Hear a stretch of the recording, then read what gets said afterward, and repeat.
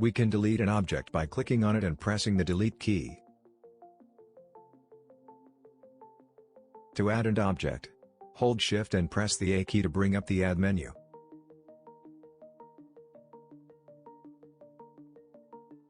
From here, we can add a variety of different shapes to help us with the modeling process.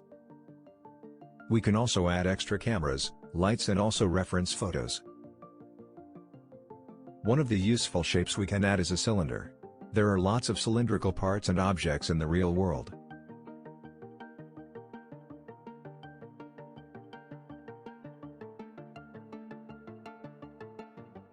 We can add other shapes like a torus and a cone. We can combine these objects to form a more complex object.